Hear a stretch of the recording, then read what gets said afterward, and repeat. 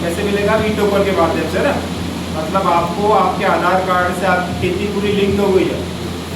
अब आप सोचोगे ना कि मैंने गोरेगांव या सोसाइटी कहाँ से आपके बैंक के पास है ना, वहाँ से भी लेते थे पहले आप, फिर काम किया तो फिर चले गए इधर नाका डुबरी तुम सब ले गए ना।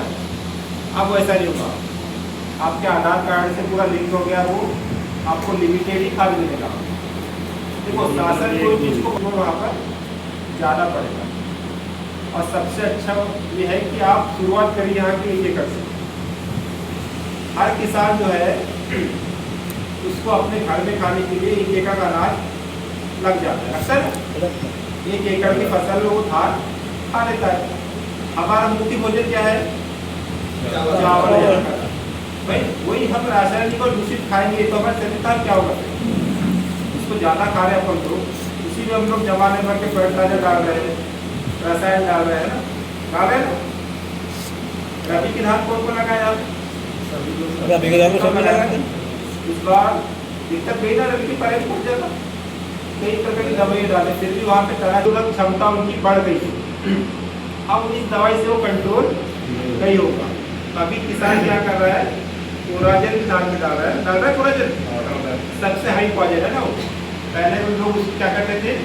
गन्ने में डालते थे या फिर बैगन में, भटाई में डालते थे, भटे में ना। आज उसका उपयोग कहाँ कर रहे हैं लोग?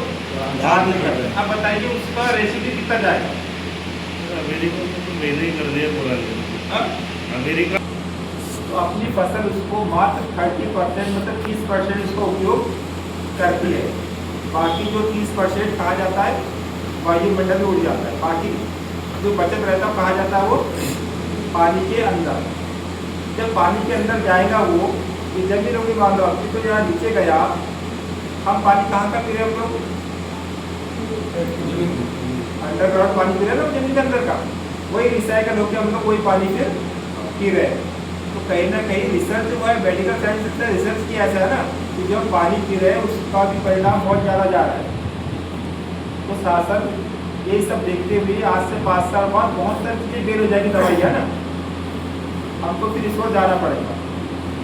तो अभी तो फिलहाल ऐसे जागरूकता मिशन चल रहे, कई जगह छोटे छोटे हम लोग कैंप लगाते हैं, बड़े बड़े प्रशिक्षण हो रहे हैं ना, इसके माध्यम से प्राकृतिक खेती की जानकारी दी जाती है।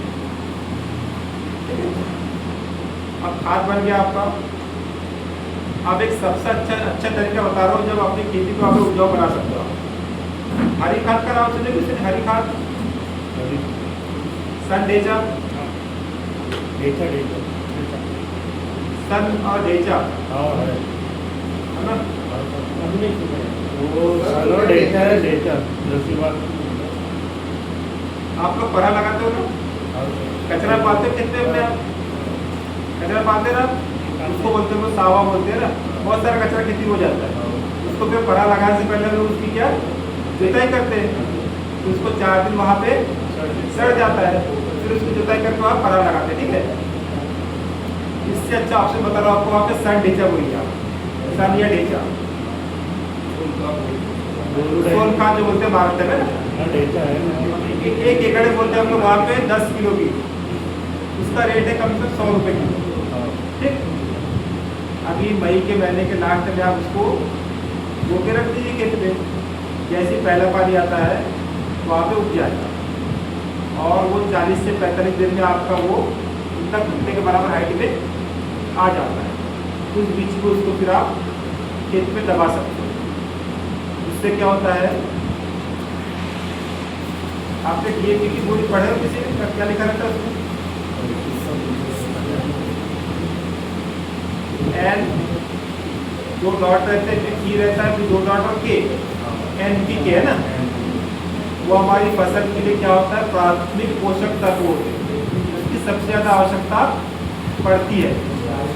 इसके अलावा भी और 16 तत्व रहते हैं खेती में ना, वो भी हमको डालना चाहिए, लेकिन किसान वहाँ पर नहीं डालता उसको। ठीक, हम लोग क्या डालते हैं? नाइट्रोजन और फास्फोरस पर, पोटास को डालता है खेत में अपने। क्या फायदे पोटास के? पोटास में सर वो पोषक तत्व मिलते हैं, और क्या है जो सफेद वाली दादी की चमक है जो है पोटास का काम क्या है? वो हमारे पौधों को रोग रोधक क्षमता लाता है ना वो। कीटों से लड़ने की क्षमता उत्पन्न करता पोटास। इसलिए 1 एकड़ में हर साल का 10 से 15 किलो पोटास डालना चाहिए। और जो धान की खेती करते हैं उसको जिंक डालना चाहिए ना, जिंक डालते हो 1 एकड़ में 5 किलो जिंक। आप यूरिया को बिल्कुल मत डालिए। आप यूरिया मतलब खेती का जहर है ना वो, यूरिया बिल्कुल मत डालें खेती में।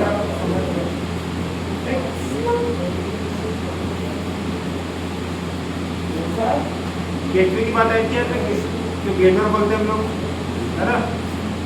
आप यूरिया DAP के घोल बना थोड़ा सा डालने का और एक दो केचू लाना उठा के नीचे आप और उसके ऊपर डालना आपने, वो केचू वहाँ पे तुरंत खत्म हो गया, मर जाएगा ना, मर गए। ठीक है, तो जब हम खेतों में बोरों से डाल रहे हैं तो वहाँ तो पूरे बंद हो चुके हो, वो हमारी जमीन को क्या कहते हैं वो बहुत अच्छा है।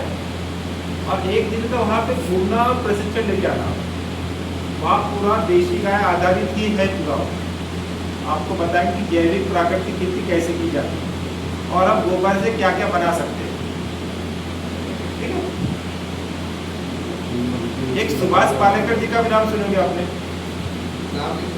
सुभाष पालेकर अमरावती किसान है ना, किसान है, अंतर्राष्ट्रीय प्रवक्ता बन गए। इसको कभी यूट्यूब पे सर्च करना सुभाष पालेकर। उनने एक गाय से, एक देशी गाय से 30 एकड़ खेती उपजाऊ करके बताया, एक गाय से। वो तो हजारों लोगों को ऐसे ट्रेन देते, पता एक साथ उनके वर्कशॉप करते बड़े बड़े, 3-3 दिन के उनके होते वर्कशॉप। वो कैसे करते पता है, वो उनने कैलकुलेशन की कि एक गाय एक दिन में 10 लीटर गोबर देती है, 10 किलो गोबर देती है, 10 किलो गोबर देती है। अब उस 10 किलो गोबर से वो क्या बनाते हैं, एक द्रव्य जीवामृत बनाएंगे। और जो फसल अवशेष जो हमारा रहता है, जैसे पैरा रहती है यहाँ पे ना, वो पैरे को लोग पहले खेत में बिछा देते हैं। वो बिछाने के बाद थोड़ा सा नमी कर देते पहले में पानी डाल के, और उसके बाद फिर क्या डालते हैं लोग वहाँ पे जीवामृत को छिड़क देते हैं। ये फर्स्ट दिन एक कदम करेंगे, सेकेंड दिन दूसरे कदम करेंगे, थर्ड दिन ऐसा प्रोसेस में चलते हैं। यहाँ पे अदरक हल्दी कौन लगाता है, सूरज भैया लगाते हो, अदरक लगाते हो, पहले पेड़ बनाते हैं ना, फिर क्या करते हो अदरक लगाए, फिर क्या करते हो उसके ऊपर पैरा डालते हो ना। आप देखना जब पैरा डालोगे आप, उसके 10 दिन बाद थोड़ी सी पैरा को हटाना वहाँ से, आपको वहाँ पे वहाँ की जमीन आपको बुरबुरी मिलेगी ना, वहाँ आपको गेंडवड़ मिलेगी। ठीक है, इसी को बोलते हैं हम लोग आच्छादन। प्राकृतिक खेती का ये भी पार्ट है कि आच्छादन करिए खेती का, आच्छादन करके आप जीवामृत डालिए। ठीक है, पहले के लोग भुइयां लगा देते थे,